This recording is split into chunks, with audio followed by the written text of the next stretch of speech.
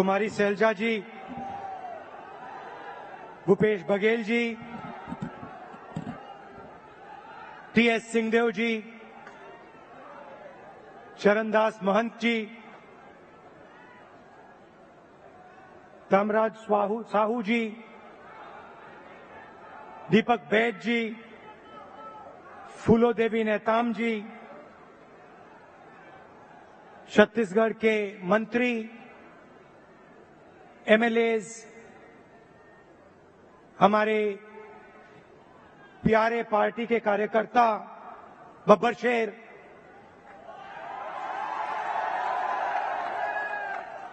और शेरनियां,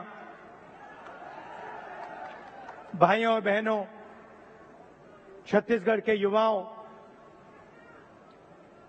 प्रेस के हमारे मित्रों, आप सबका यहां बहुत बहुत स्वागत। इतनी गर्मी में आप आए, अपना कीमती समय आपने हमें दिया, हमारी बात सुनने आए, इसके लिए मैं बहुत आभारी हूं।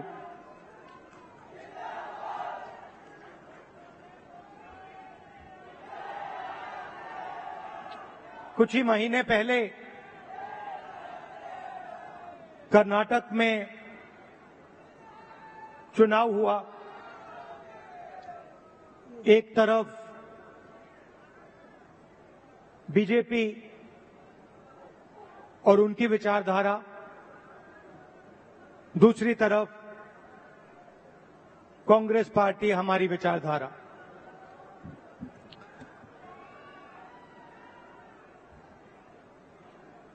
उनका काम लोगों को बांटने का, नफरत फैलाने का, हिंसा फैलाने का। हमारा काम लोगों को जोड़ने का, नफरत के बाजार में मोहब्बत की दुकान खोलने का।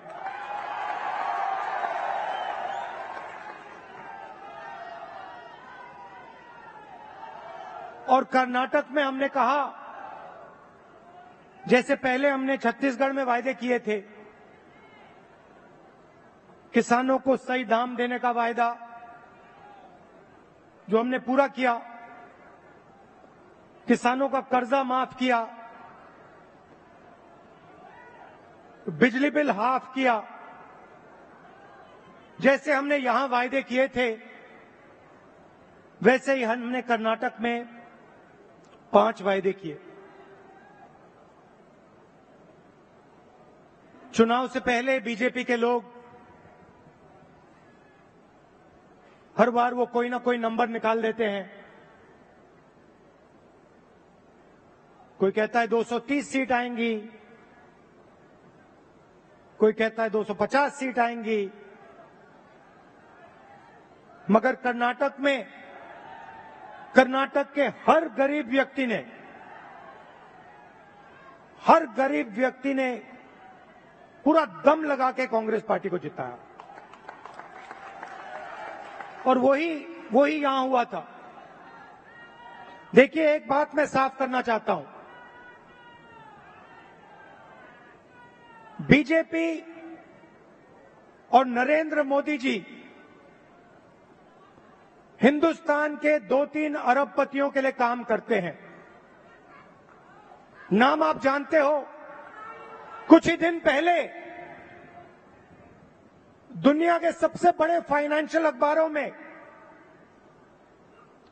अदानी जी के बारे में कहानी आई, आर्टिकल छपा।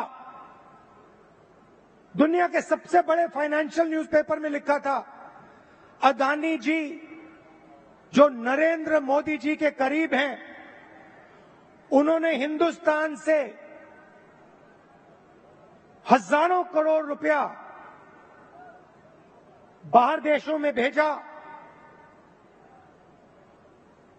और उस पैसे से स्टॉक मार्केट में अपने शेयर्स का दाम बढ़ाया। और उस पैसे से अदानी जी, आपकी जो पूंजी है, आपका जो इंफ्रास्ट्रक्चर है, आपके जो एयरपोर्ट हैं, सुना है अब रेलवे स्टेशन भी उनको दिए जाएंगे।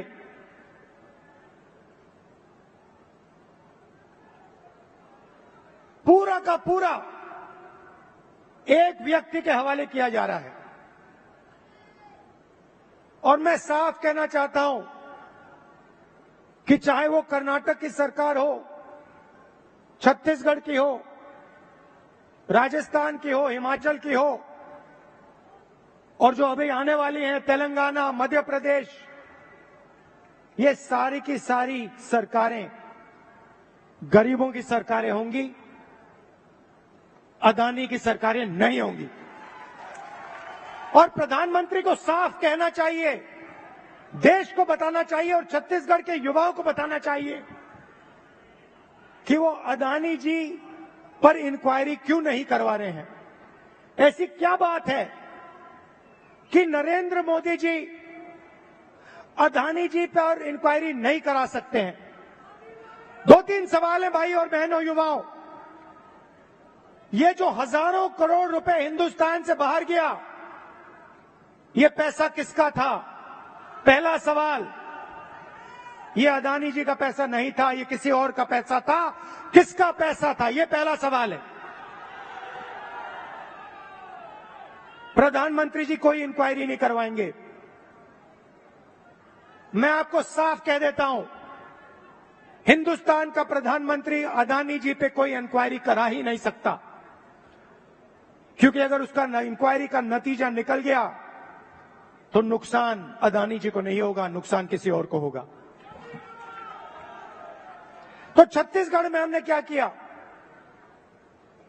छत्तीसगढ़ में किसानों को धान के लिए सही दाम दिया।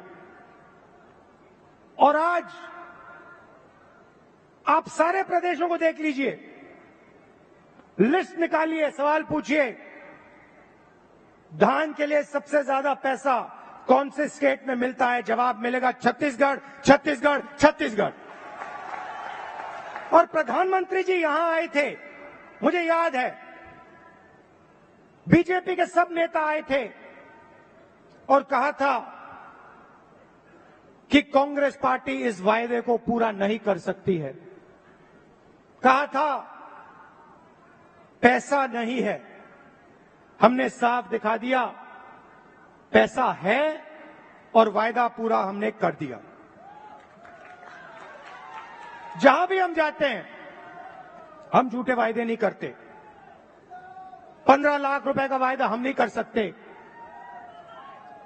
नरेंद्र मोदी जी ने कहा था काला धन वापस आएगा, 15 लाख रुपए बैंक अकाउंट में जाएंगे। उल्टा हजारों करोड़ रुपए हिंदुस्तान से बाहर जा रहा है। इंटरनेशनल अखबार कह रहे हैं कोई इंक्वायरी नहीं।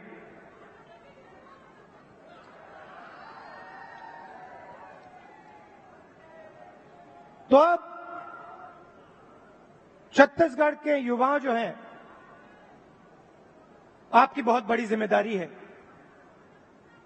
और हम चाहते हैं कि आप प्रदेश को चलाने में, राजनीति को चलाने में आगे आए। आपको पीछे नहीं रहना चाहिए।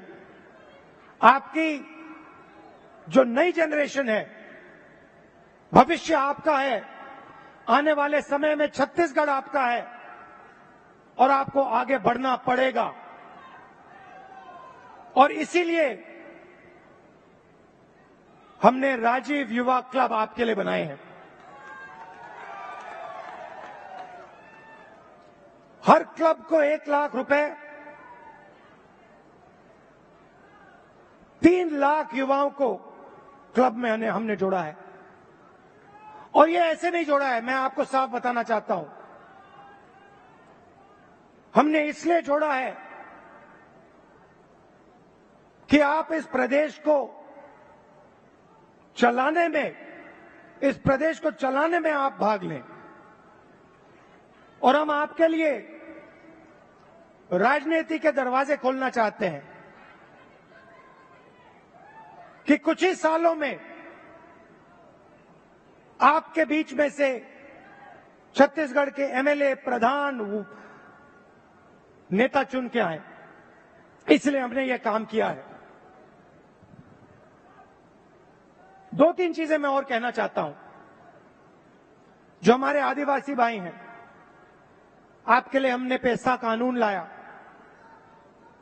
आपकी जमीन की रक्षा की। मैं आपसे एक बात कहना चाहता हूं, हम आदिवासी शब्द का प्रयोग करते हैं। आदिवासी का मतलब जो हिंदुस्तान के ओरिजिनल मालिक हैं। आदिवासी का मतलब इस देश की जो जमीन है, जो धरती है, उसके सबसे पहले आप मालिक थे। मतलब आपकी जमीन पर, जंगल पर, जल पर आपका हक बनता है। बीजेपी ने एक नया शब्द निकाला है, वनवासी। इस शब्द का बिल्कुल दूसरा मतलब है। हम चाहते हैं कि आदिवासी युवा जो भी सपना देखना चाहें,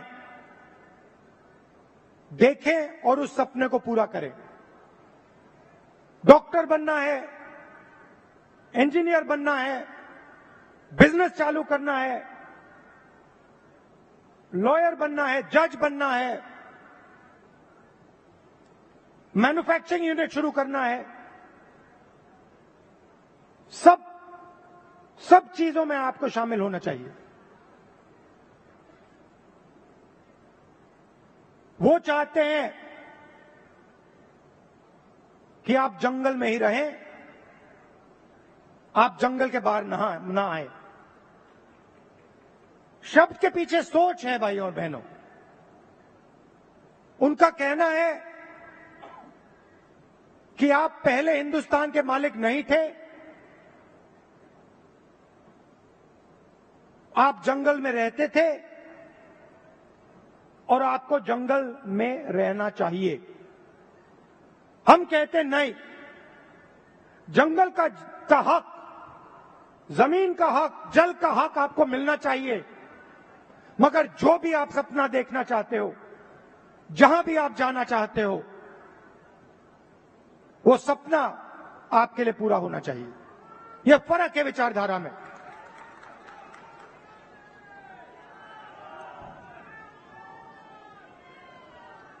और पूरे देश में भाई और बहनों,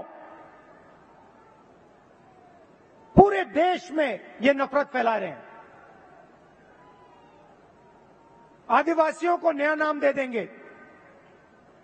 एक धर्म को दूसरे धर्म से लड़ा देंगे, एक भाषा को दूसरी भाषा से लड़ा देंगे, एक जात को दूसरी जात से लड़ा देंगे। हमारा काम जोड़ने का है। जहां भी ये नफरत फैलाते हैं, चाहे वो मणिपुर हो, असम हो, कर्नाटक हो, जहां भी ये नफरत फैलाएंगे, कांग्रेस पार्टी के कार्यकर्ता वहां जाकर मोहब्बत फैलाएंगे। ये हमारा काम है, ये हमारी जिम्मेदारी है। आप देखिए, भारत जोड़ो यात्रा का यही लक्ष्य था। कन्याकुमारी से हम शुरू हुए, श्रीनगर तक गए,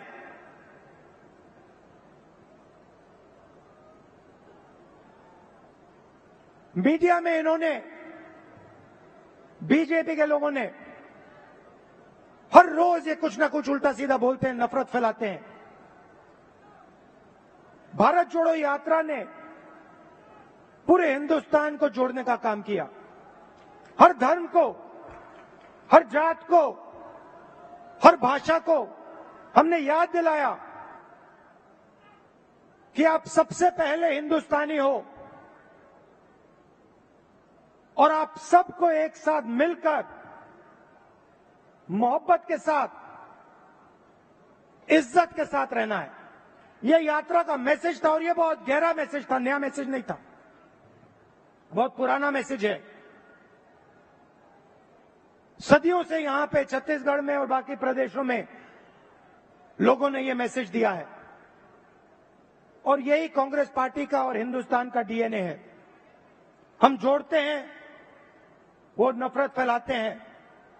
हम किसानों के लिए, मजदूरों के लिए, छोटे व्यापारियों के लिए काम करते हैं, वो 2-3 अरबपतियों के लिए काम करते हैं। कुछ साल पहले मैंने बघेल जी से एक बात कही। मैंने कहा जहां भी मैं जाता हूं, मैं युवाओं से पूछता हूं, आपके सामने सबसे बड़ी मुश्किल क्या है? बीजेपी ने जो हिंदुस्तान की रीढ़ की हड्डी है, आर्थिक रीढ़ की हड्डी है, उसको तोड़ दिया है। जो छोटे व्यापारी थे, जीएसटी और नोटबंदी ने उनको खत्म कर दिया, जानबूझ के खत्म किया। और जब भी मैं इनसे पूछता हूं आपके सामने सबसे बड़ी मुश्किल क्या है, कहते हैं बेरोजगारी। और मैंने छत्तीसगढ़ के चीफ मिनिस्टर से कहा, देखिए छत्तीसगढ़ में अलग अलग स्किल्स हैं, हर डिस्ट्रिक्ट में आप कुछ ना कुछ बनाते हो, मगर जो छोटे बिजनेस वाले होते हैं उनको बैंक का पैसा नहीं मिलता, उनको मीडिया का सपोर्ट नहीं मिलता। और मैंने छत्तीसगढ़ के चीफ मिनिस्टर बघेल जी से कहा कि आपका फोकस इन छोटे व्यापारियों पे होना चाहिए, छोटे बिजनेस वालों पर होना चाहिए, बैंक के दरवाजे उनके लिए खोलने चाहिए और मार्केटिंग हो तो इनके लिए हो। और खुशी से मैं कहता हूं कि बघेल जी ने इस पे काम शुरू कर दिया है और इससे आने वाले समय में लाखों युवाओं को फायदा मिलेगा, हजारों नए बिजनेस खुलेंगे और लाखों युवाओं को रोजगार मिलेगा। देखिए, आपको सिर्फ छत्तीसगढ़ की नहीं सोचनी है। छत्तीसगढ़ हिंदुस्तान का सेंटर है।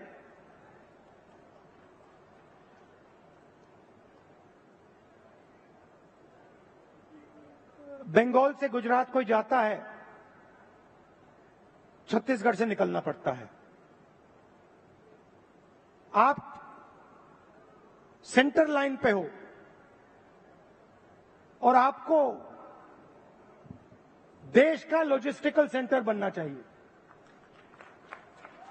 कि आप इंफ्रास्ट्रक्चर तैयार करिए कि छत्तीसगढ़ हिंदुस्तान का लॉजिस्टिकल सेंटर बने। जो भी माल बंगाल से गुजरात बाकी प्रदेशों में जाए वो यहां प्रोसेस हो, यहां से निकले, एयरपोर्ट से आप बाकी दुनिया को छत्तीसगढ़ से जोड़िए, सिर्फ हिंदुस्तान को नहीं, बाकी दुनिया को आप एयरपोर्ट से जोड़िए, छत्तीसगढ़ को जोड़िए कि हमारे जो युवा हैं, छत्तीसगढ़ के जो प्रोडक्ट्स हैं वो पूरी दुनिया में जाएं, सिर्फ हिंदुस्तान में ना रहें। मुझे लगता है कि छत्तीसगढ़ की सरकार ने बहुत अच्छा काम किया है और आने वाले 5 सालों में भी यहां पे छत्तीसगढ़ की सरकार, कांग्रेस पार्टी की सरकार जबरदस्त काम करने जा रही है। कार्यकर्ताओं से मैं कहना चाहता हूं, आप हमारी रीढ़ की हड्डी हो, आप हमारे विचारधारा के लिए लड़ते हो। छत्तीसगढ़ में आपने हमें जिताया, राजस्थान में जिताया, कर्नाटक में जिताया, हिमाचल में जिताया, तेलंगाना में जिताओगे, फिर से छत्तीसगढ़ में जिताओगे, मध्य प्रदेश में जिताओगे, राजस्थान में जिताओगे।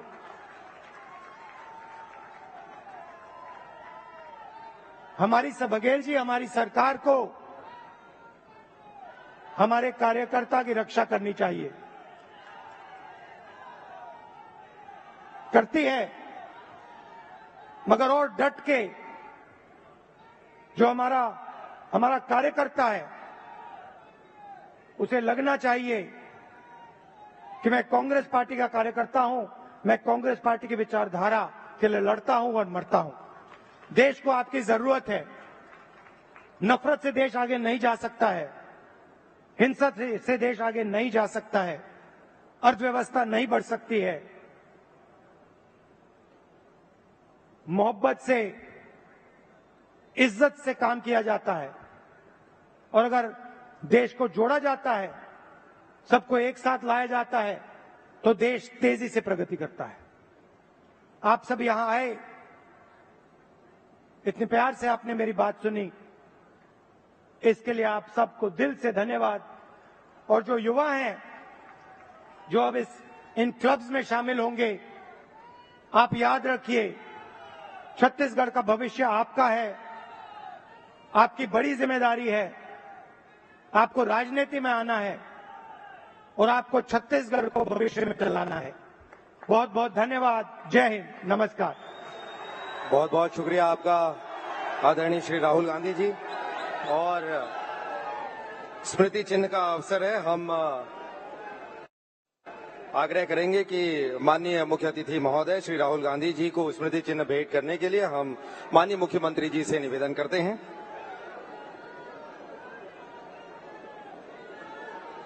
आदरणीय शैलजा जी हमारे बीच मंच पर उपस्थित हैं, उन्हें भी स्मृति चिन्ह भेंट करने के लिए माननीय मुख्यमंत्री जी से हम आवेदन करते हैं। आदरणीय राहुल जी, हम सब आपके अत्यंत आभारी हैं। छत्तीसगढ़ के वासी, छत्तीसगढ़ युवा मितान क्लब के सब साथी, छत्तीसगढ़ शासन के सभी साथी, आपने राष्ट्रीय जिम्मेदारियों में से समय निकालकर अपना स्नेह, अपना प्रेम, अपना संबंध पुनः लगातार छत्तीसगढ़ के साथ बनाए रखा है और हमें विश्वास है कि भविष्य में भी ये आपका स्नेह, आपका मार्गदर्शन हमारे लिए कार्य करने का आधार बनेगा। आभार शैलजा जी का, आभार मुख्यमंत्री जी का, आभार प्रदेश अध्यक्ष जी का, हमारे स्पीकर साहब का, विभाग के मंत्री उमेश भाई का, ताम्रध्वज भाई का, हमारी बहन फूलो देवी नेताम का और सबसे ज्यादा समस्त युवा मितान क्लब के साथियों का। आप आए प्रदेश के कोने कोने से इस कार्यक्रम को सफल करने के लिए बहुत बहुत आभार, धन्यवाद। जय हिंद, जय छत्तीसगढ़, जय जोहार। आपका बहुत बहुत शुक्रिया माननीय उप मुख्यमंत्री श्री टी.एस. सिंहदेव जी, आपने आभार व्यक्त किया और इसी के साथ हम मंचस्थ सभी सम्मानीय अतिथियों के प्रति आभार व्यक्त करते हैं। जोरदार तालियों के साथ अभिनंदन।